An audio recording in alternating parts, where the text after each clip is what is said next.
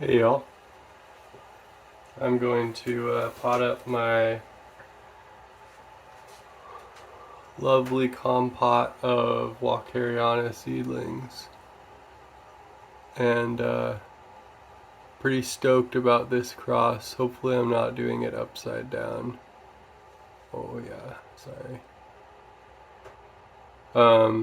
It's a 4N cross from H&R Orchids, um, of Sakura Snowblush and Perfect Blush. So it should be blushed Semi-Albas, which are just awesome looking. And I've got a really healthy compot here that I've been growing for about a year. They're putting out roots, so I'm going to put some in compots, back in compots if they're not big enough, and otherwise a bunch of them are going to get potted up into these 1-inch pots. So the first thing that I'm going to do is, it's not like a perfect sterilization, but I'm going to get my bark ready. And I like to do this just because I store my bark and pumice. Like, I don't know, there could be bugs and stuff getting into it. So this is just kind of like a light pasteurization. I'm just pouring boiling water over it. I've got, what I have here is kiwi bark and pumice, bonsai pumice.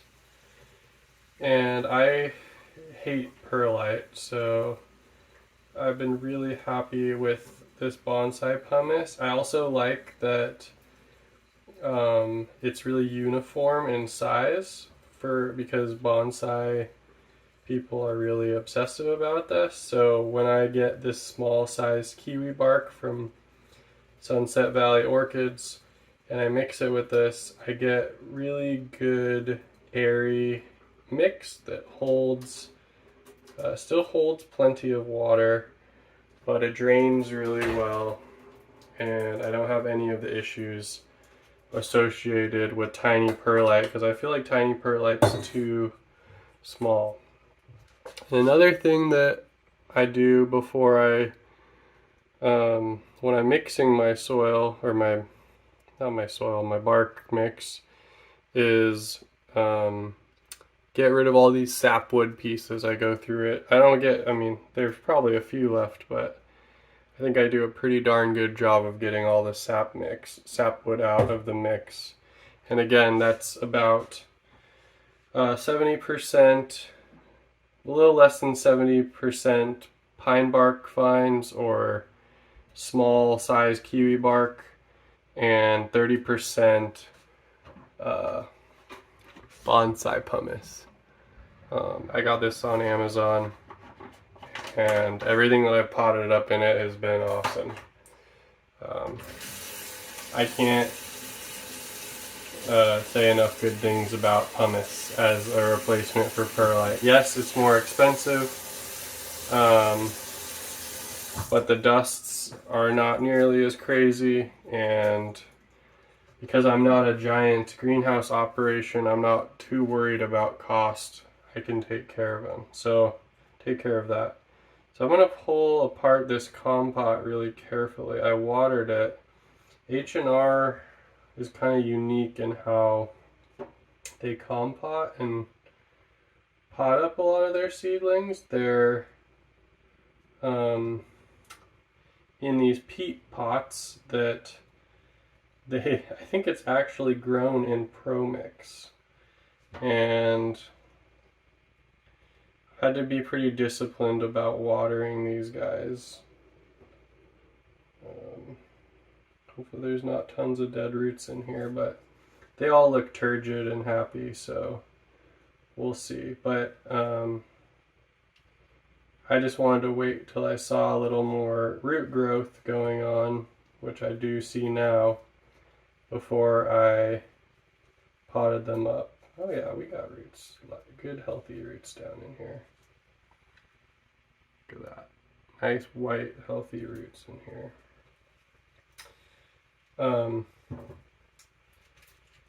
But yeah, it's kind of weird, right? It's like Pro mix with extra perlite, which, you know, I'm not super upset about it. It's just a weird medium to adapt to, but it's kind of like, I mean, with how porous they make this with all the perlite, it's probably equivalent to like sphagnum, but yeah. So I'm just going to try and be super gentle as I break up this compot. I don't want to break any roots because these roots are really important for establishing the plantlets. Oh yeah, we got plenty of good roots. Oh God. Don't do that. Luckily the plants took the most of it. So yeah, I'm just carefully getting all of this off. I might I don't want to put this in a bunch of water, but I might have to, just to make it a lot easier to get.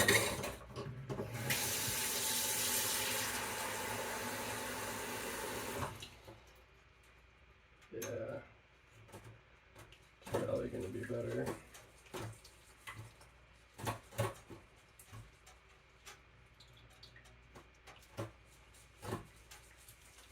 I'm just going to be super careful about, don't want anything down the drain. Super careful about potting this up because these are actually really healthy little guys.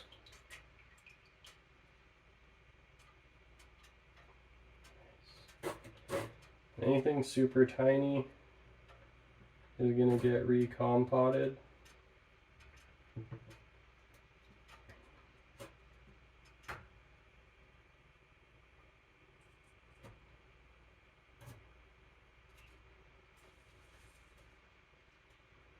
Just slowly trying to. There's a lot of plantlets that I'm inevitably going to have to sell or whatever, but this is such a nice cross. There could be, you know, truly an amazing plant in here. So I'm going to try and keep everything alive and grow everything out and show you guys how it all ends up, because I think there's going to be some spectacular results. Okay, that one, it's probably not ready for prime time. There's obviously some really small guys in here.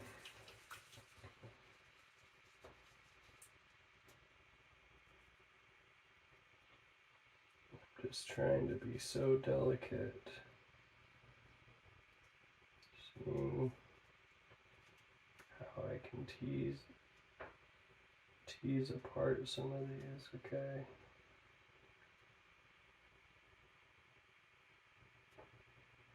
So I'm just going to sort them roughly by size and development. This one I'm particularly interested in because it has the least amount of pigmentation. And if you know anything about going to the nursery and trying to pick out your own plants, sometimes you can get clues about the color that your orchids might end up being by looking at the pigmentation that they develop when they get exposed to light. Okay, I'm back. So now that I've cleaned up, I had to go take these to a better location. I'm going to do some final separating, or see if I can do that. These ones are pretty. Some of them are so entangled it almost doesn't seem worth it, but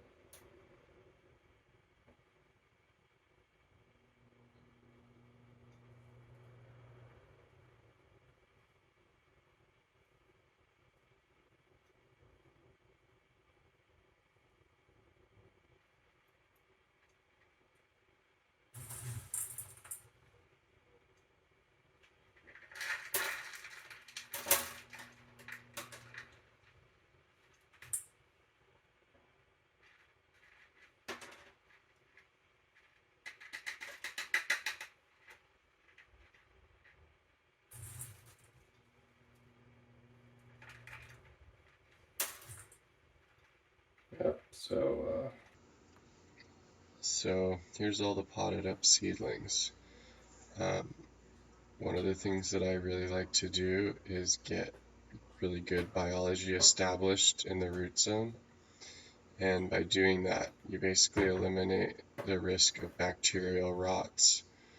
And I do that with two types of bacteria. I do that with lactobacillus, which is a really robust, sort of intensive bacteria that dominates the rhizosphere and is pretty antagonistic to molds and fungi. And I add that at a rate of 1 to 1,000 in water. Um, and this stuff is really good, but you don't want to over apply it because it'll just completely dominate all the bacterial food sources. I also add a consortium of beneficial bacillus species. This is Tribus, and it's Bacillus subtilis, Bacillus amyloliquefaciens, and I think Bacillus pumilus. And I'm adding that at a rate of 0.5 ml per gallon. And then I follow that up with some bacterial food in the form of soy protein amino acids. They're a good source of carbon and nitrogen, and they're going to fuel the bacterial population growth, and they help the plants too. There's an added benefit as well in that some of the specific amino acids in this mix directly stimulate the production of plant growth hormones from the bacillus species. So not only do you get a protective effect from the bacteria, the disease suppressing effect, you're also getting plant growth promoting effects from the bacteria here. Not only that, they help make sure that phosphorus and potassium and nitrogen is more available to the plant as well. So this is the one thing I don't compromise in. I always establish good bacteria with any new planting, and I just don't worry about rot and my plants after a week or two take off. So I've been doing this now for years, and it's proven to be successful in my collection, and it's really cheap and easy to do. Good peace of mind. So once I water all of these in, I'm going to let them drain, and then I'm going to put them back in my grow area.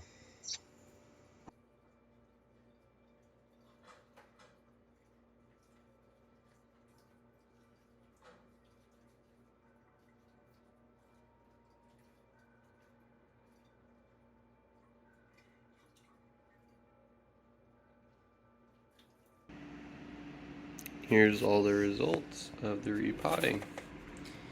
I'm going to let them dry out just a little bit before the first watering. they've been disturbed and they're in a new media.